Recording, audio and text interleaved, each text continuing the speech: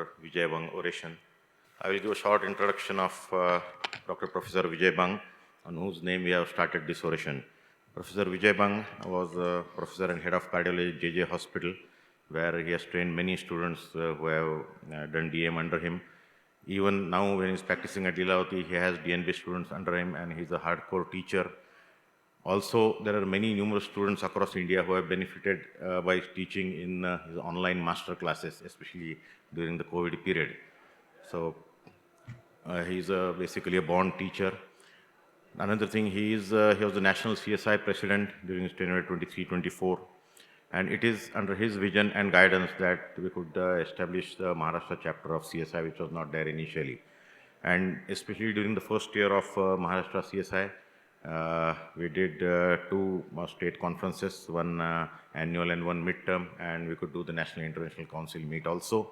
And we had a Maharashtra Heart Journal in his first year as a tenure as a founding president, and for that, in the annual CSI Maharashtra got the Best Branch Award under Professor Dr. Vijay Bang's guidance. So we are very thankful to him for giving the state of Maharashtra this CSI branch, which many had tried before during the past many years, but the dream only realized during his tenure as the CSI president. So that is why we are starting an oration under the name of Dr. Vijay Bang. So when we decided that who should be the first one for this oration, so the name of Dr. Praveen Chandra came because none better than Dr. Praveen Chandra to deliver this oration.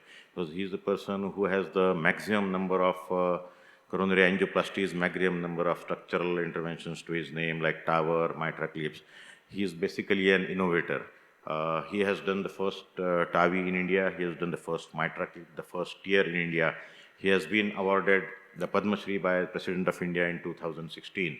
And as we heard during the last discussion, he has more than 2,000 DCBs also to his name. So I request Dr. Praveen Chandra to please come on stage. We'll first felicitate him and then we'll begin his oration. Just briefly, I will say about Praveen. Praveen is my very good friend.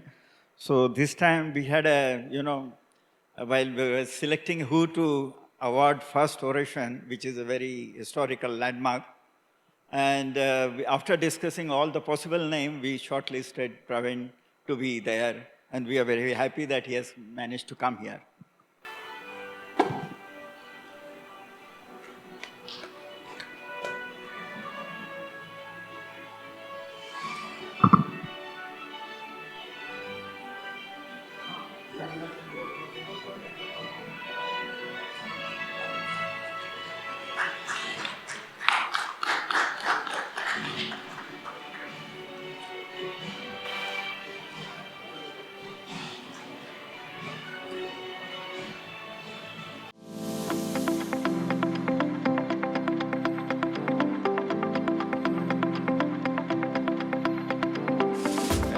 Thank Dr. Bang, of course, for his leadership in the field of cardiology in India and making all this happen. And I thank Dr. Deshpande, Dr. Manoj Chopra, Dr. Vilas, and the entire team of Maharashtra CSI who has given me this opportunity to be here this afternoon. And I must say that I'm very excited and very honored to present this, especially for Dr. Vijay Bang's name, first oration. So it is a very, very proud moment for me also. So I will start this presentation. Of course, we have heard this since morning. We have been hearing about new technologies which are really changing the way we were treating patients. And we started with the only drugs at one point in time. And cardiologists, what cardiologists were actually doing? When I got my DM, actually this was 1991, I finished my DM. And that time, the only thing where we were very active was the ICU, okay? Nothing else. And then the cath labs were very, very few, maybe one or two. And intervention was just coming in. But definitely, we were, at that time also, we were the delivery boys. We were the delivery boys to our cardiac surgeons. We would do the angio, give it to them. Do a echo, give it to them. To do either the valve surgeries or the coronary surgery. Nothing against surgeons, but I'm just saying that we were the pizza delivery boys, okay? But now things have changed. So let me take you through where we have reached after the initial, the excitement of interventions where we started. So we started with coronary interventions. We started here in the coronaries, but then the entire heart we have covered now, all the valves, and of course, the muscles, then all the vascular structures in the entire body is now being covered, including the renal arteries, where we are now doing renal artery denervation for uncontrolled hypertension. So we have moved from here. We have moved from the central sternotomy, and the surgeon, neither the surgeons are preferring this, nor the patients are preferring this today. And then we started collaborating with the surgeons. So we are not against surgeons. We started collaboration, and we started doing hybrid procedures for our multi-vessel disease. For single vessel disease, angioplasty was doing a good job. But when there was a multi-vessel disease, especially in our patients, we started collaborating, and then we started doing these hybrid procedures, where LED was typically treated with a Lima graft from a robotic surgery, and then the rest of the vessels we stented in the same lab. So this was hybrid. But now we have moved even further, where even hybrid is not required. We are doing multi-vessel interventions. So in coronary field, so I'll restrict my entire presentation to interventional strategies. Of course, we have new drugs, very effective drugs, very effective other therapies. But today we cannot cover everything in just 20 minutes. So I will cover quickly, go through all these changes. So in coronary field, for calcium management, so which was the the Achilles heel of interventions, where we could not put stents or the stents won't do well, we have now laser, shockwave, and also other atherectomy devices to treat these lesions, and 90%, 99% times we are able to put a stent. Then Impella, or the MCS support, again treating cardiogenic shock patients, which was so very difficult, and high-risk PCI patients being treated by MCS support. And also now, as we discussed this morning, the stentless PCI, which is drug-eluting balloons for many, many indications where there was diffuse disease, and stents have already been put. And of course, the last thing is the image-guided PCI, which is now the standard of care, I must say, for all interventions. And at this stage, I must say that today we are doing 100% image-guided therapies. And somebody was asking me, why do you do this? Because there is a study which has shown that if an experienced doctor can do it, I said experienced doctors cannot be everywhere. But image-guided PCI is mathematics. Even if I am not there and a primary is being done, it will be then done the same way, because image guidance is being done. He will measure the artery and put the stent according to measurement. There is nothing else. He will know where to start, where to finish. So everything is decided. Whereas when there is no imaging, it is all based on your experience. So here we have something which just standardizes everything, and the outcomes have really changed the way we were treating medicines. Treating our coronary patients, they get discharged the same day 90% times. Then in the field of structural interventions, we have now been able to conquer this area of severe aortic stenosis, now going to aortic regurgitation, mitral stenosis, mitral regurgitation, tricuspid stenosis and regurgitation both, pulmonary valves replacements, left atrial appendage occlusion for prevention of stroke, and now the last new therapy addition is the renal denervation therapy for uncontrolled hypertension, where patients are not getting controlled with even 3 or 4 maximally tolerated drugs. So that is the brief summary of what we are really talking about today. And this has really changed the way we take decisions today. So in PCI, we did a good job with stents, but still there were issues like, longer lesions, smaller, tighter, more diffuse disease, more calcification, which now we have methods, as I already discussed with you. Excimer laser, shockwave, if you have everything, I think 99% times you are able to treat that lesion.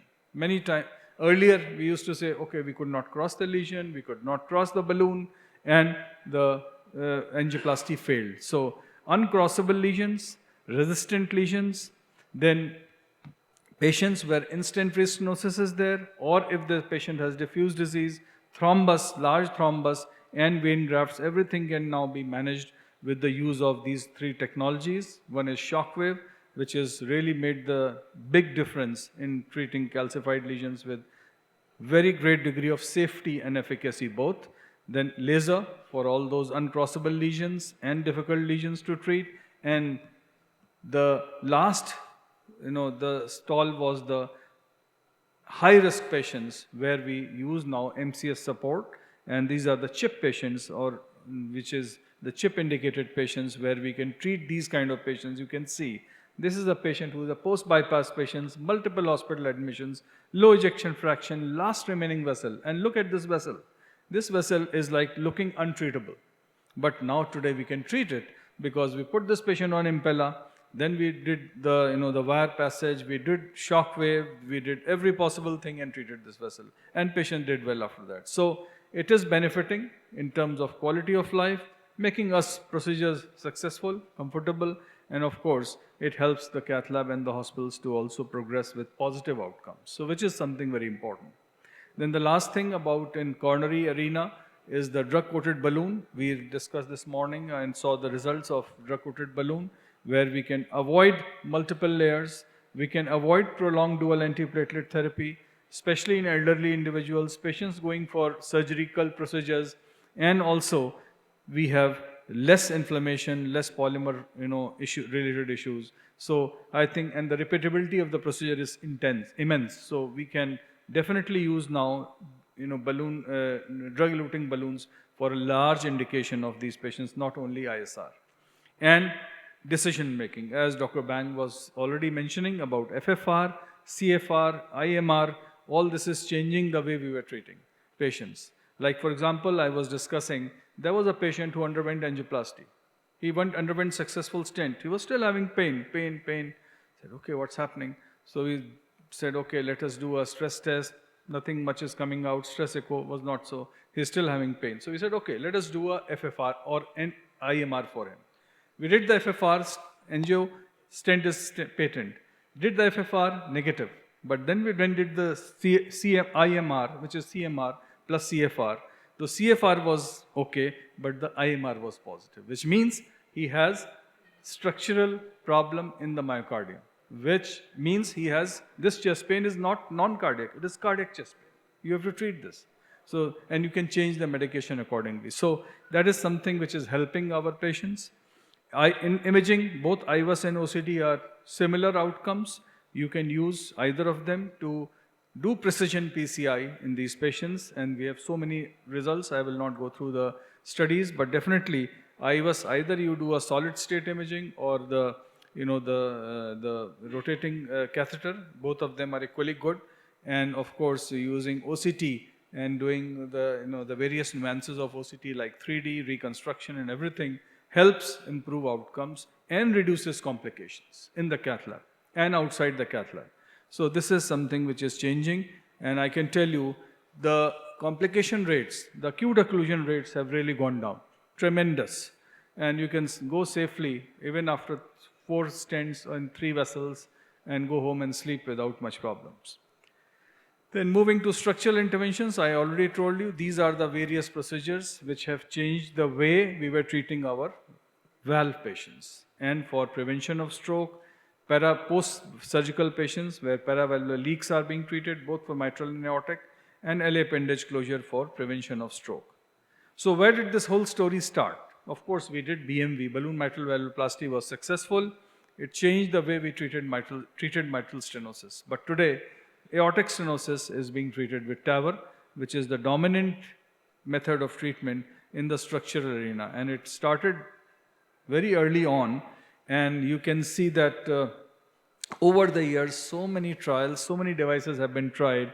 And the very first time when I saw a TAVR valve, you will not imagine when I saw this. I saw the first valve in my hand in December 1992. December 1992, I was training with Dr. Crebier in France at that time. And then he said that I'm going, in the evening, he said that I'm going to outside of the hospital at 2 o'clock or so, and I'm going to put this valve in a sheep. Okay? So we said, okay, he's really, I think, getting old, so he's doing all these funny things. And he was holding a stent, which was a big stent, and a valve was mounted soon on that. And that was the first time I saw that. But today we see the reality that, TAVR is now in India. A lot of physicians are doing it, and so many devices are now available. Multiple devices, multiple companies have come, and basic categories are self-expanding and balloon expandable. So these are the cases which have been done today. As you can see, 3,600 cases were done in 2025 in India, which is like growing very rapidly. Many centers, more than 200 centers are really doing it. Of course, not every center is doing every day, but certainly a large indication is now coming up with bicuspid valves, which is 40%. Our patients, in Indian patients, 40% had bicuspid valves, although still it is not class 1 recommendation or anything in the guidelines, but this is the reality of the day. Small annulus, because we have smaller patients, 50%. Female patients were also 40% in our patient, and of course, coronary protection was also done in 2 to 3% patients. So, this is the current situation, and these are the trials which have been done from partner 1, 2, and 3, which are the most pivotal trials, and also the evolute trials, doing in extreme surgical risk, going to intermediate risk, and now the low risk trials have also come with more than 10-year data. So these are the seminal articles which are here, and this is the last the low risk study which was done with the balloon expandable and the self expandable, both showing positive outcomes and lesser complications compared to surgery in these patients. So these patients now deserve this therapy. It is not a new therapy anymore, and of course we can do it with a great degree of confidence. And we have nearly now completed 1,100 patients in our center of TAVR, and now we are even doing severe AR patients many times, as you can see in this patient. This was a severe AR patient where there is no aortic stenosis, just severe AR, surgically not operable, underwent a TAVR procedure. Then surgical turndowns like this. This is a patient who was 170 kilos. So it was rejected by many surgeons. We did a TAVR, and the next day he was watching again his WhatsApp. So this is the success we can get in these patients. And then the valve-in-valve patients, where there is a previous surgery with a bioprosthetic valve, where we can do this procedure very, very effectively. We know the way how to do it. There are now, there is an app which is available where you can see what is the size of the valve you have to put, how it looks on fluoroscopic examination, and then you can put these valves. Like in this case, this was a evolute valve which was implanted in a trifecta valve. Trifecta valve has been commonly used in India earlier. This is a bioprosthetic valve and has a very high degree of issues when we do a valve-in-valve. But certainly we can handle these cases now, and where you can see. And let me tell you, this is the easiest thing to do in TAVR, but definitely we have to make the plans, because coronary obstruction can also happen in these patients. So to do that, sometimes we have to do an extra procedure, and this is known as electrosurgery. So this is another new development which has happened in the field of cardiology, interventional cardiology, is the department of electrosurgery. So what is this? Where we do electrical treatment, as I showed you this morning, which was the electrical treatment again, where we do a transcable procedure. Here you take the same wire, go through the leaflet of the previous valve, tear it off, and then put the second valve. So this is the electrical treatment, and also for the same, I will show you for the mitral valve we do this. Two complications of TAVR. Pacing has really gone down because we have learned it better devices, and also you see that the PVL, paravalvular leaks, have also gone down with the use of the newer type of valves with the the PVL protection in most of these valves, which is now available. Then the last question for TAVR is that how durable they are. Now we have data of durability for long term. Up to 10 years we have the durability data saying that they are absolutely durable. They don't degenerate so fast, because many times when we start discussing with the patient, surgeon will say, okay, this valve will go down in 2 years, 3 years. But now we have this data from the VIVID registry, and also that showing that they are equally durable with good hemodynamic outcomes. So this NOTION trial also showed surgical comparison with surgery, showing good durability of a decade of this transcatheter valves for aortic stenosis. So at this stage, we can say that with these outstanding clinical results, this has been implemented across the globe and in India. So I'm sure every city, including Nasik, must have done many TAVRs now successfully. So that is the current situation of TAVR. So what TAVR taught us, that we can treat aortic stenosis, but it also taught us one very good thing in cardiology, which is the heart team approach. This is the first time when the surgeon and the cardiologist came together, and the anesthesiologist and also the clinical cardiologist, which means that if you work together, you can really get good outcomes. So that is the heart team approach, which is now being used for almost every difficult case, apart from TAVR also. So in all cases now where there is a difficulty, we should use the heart team approach. For mitral valve, these are the 3-4 indications today for a valve implantation: a valve in ring, where a surgery has been done earlier with a ring, or a valve in valve, or a valve in MAC. Today, MAC means mitral annular calcification, where no surgery has been done, and of course PVL repairs, which we can do today effectively with the use of these devices. So of how has that been made possible? It's been made possible with transesophageal echo. Again, heart team approach. The non-interventional cardiologist has to be as good as you to do this procedure. So that is the importance of the whole thing. And we can get these kind of images. 3D imaging is the key to success. So any machine which has a 3D imaging possibility, which is generally possible in many, most of the TE equipments, we need a good TE, multiplane TE with a 3D imaging, and you can then plan your whole procedure without much problem and make the things possible. So the mitral valve in valve is now a recommended indication for both MS and MR. As you can see here, that this is a patient who has a valve degeneration. One presents with MS, one presents with MR. Both can be treated with mitral valve replacement. So we started very early on in 2017. This was our first case in India where we did the TMVR. Now we are almost reaching 100 cases of transcatheter mitral valve replacement, which is for valve in valve procedures. So sometimes they are more complex patients, like this was a young patient, 51-year-old. Look at this, how many valves she already has. And this is the second surgery she has already undergone. Now again she has a problem. What do you do? So we are now doing one of the valve, which was a tricuspid, went down first. She has 3 valves, 2 surgeries, and then we are doing this, and a pacemaker also.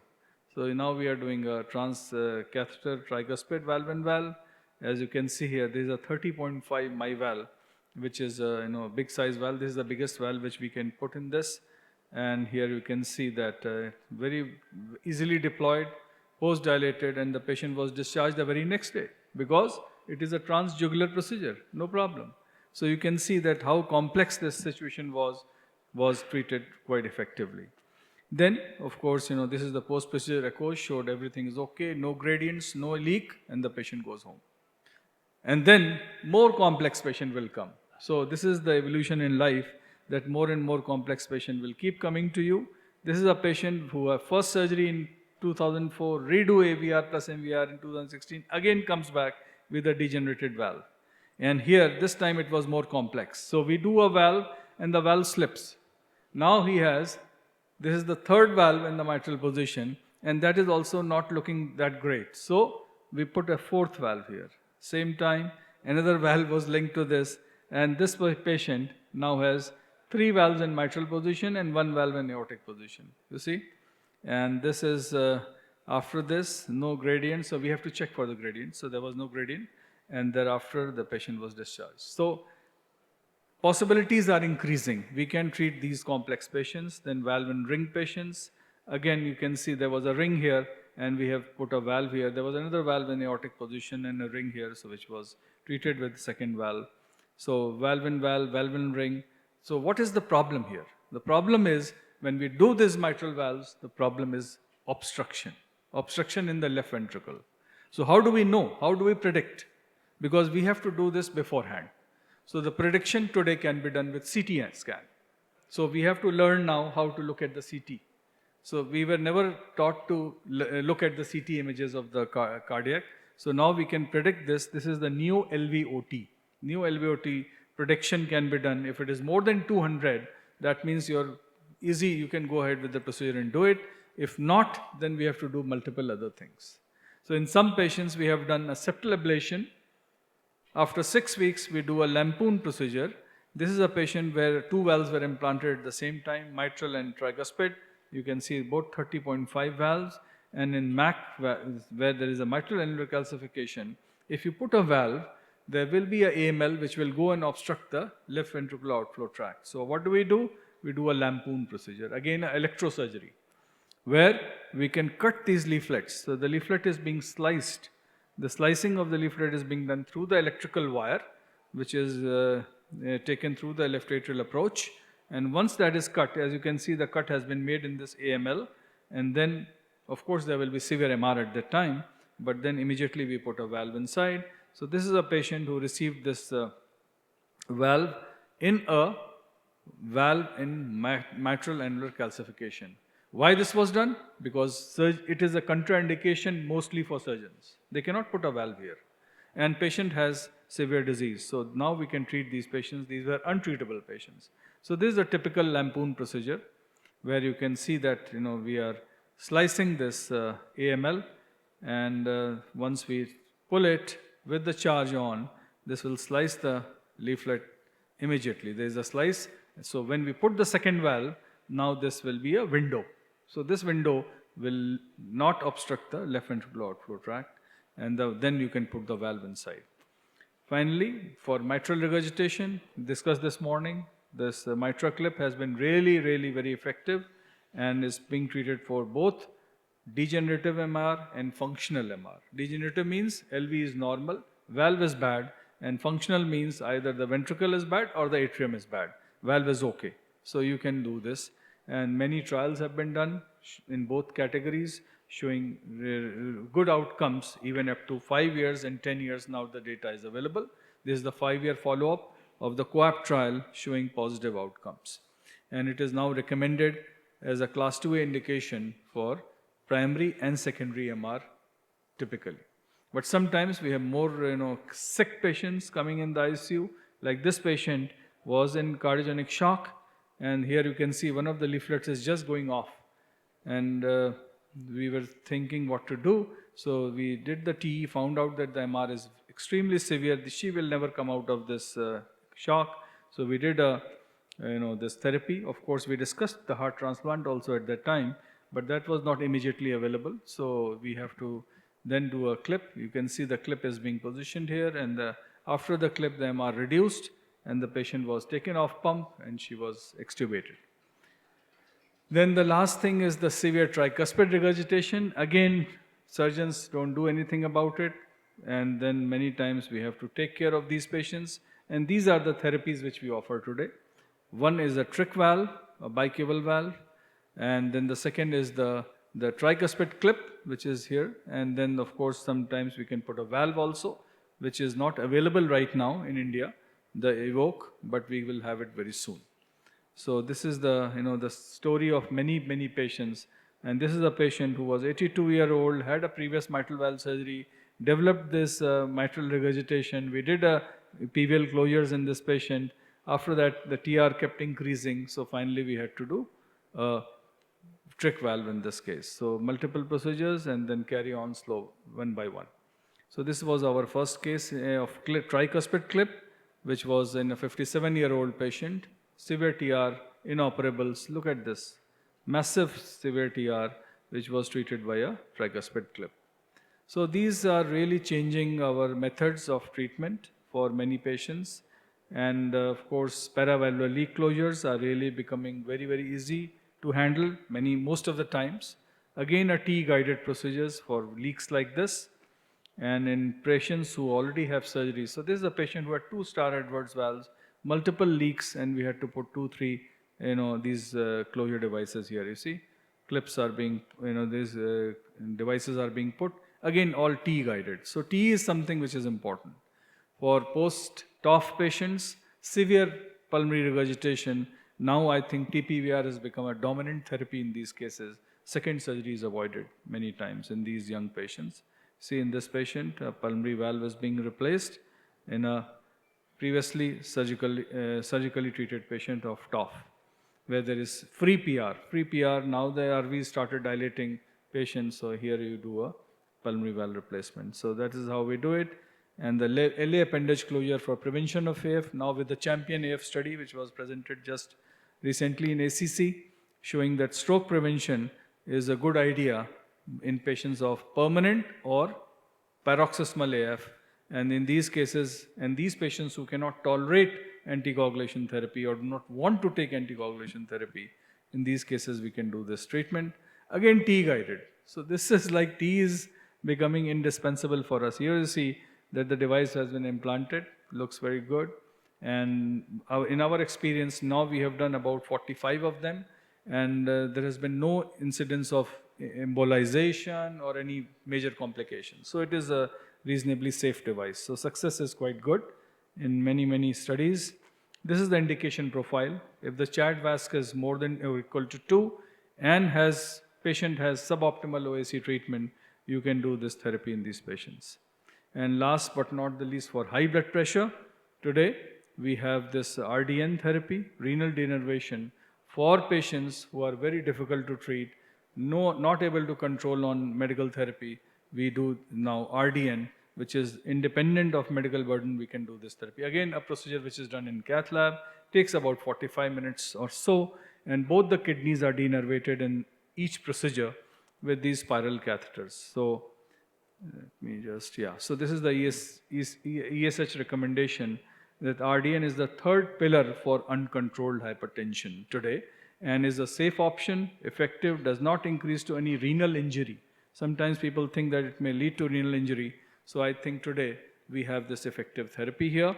And again in the ACC this time we had some positive data about this. So to summarize, we have so many great interventional therapies which have come up in both coronary and structural arena, and today we can treat all the valves now with interventional therapies. This is our experience, although it is slowly increasing, but we have been able to do almost everything here today in India with everything now available. And this is our experience with imaging. We do every procedure in imaging, even if it is a simple looking proximal LED lesion, we do imaging guided, because then it becomes very standardized. And then of course, high risk cases with Impella support, doing IVL therapies, everything leads to positive outcomes. So with this, I will stop here and thank you very much for this opportunity. And I'm sure you will have questions, but definitely the time is less. So you can send me questions or ask me whenever later. Thank you very much. Thank you. Thank you very much, Praveen. And excellent talk, I must say. But there is some connection between you and me earlier. That is Dr. Kribrier. In 86, I was with him for 1 month. He invited, very good friend of mine, he invited me. And then 87, I did first stent. There was no stent, first PCI. Oh, okay. In a RCA, which was short CTO. But it opened and only with the balloon. So this was inspiring from him only. And so there is that connection, which is very important one. So thank you very much.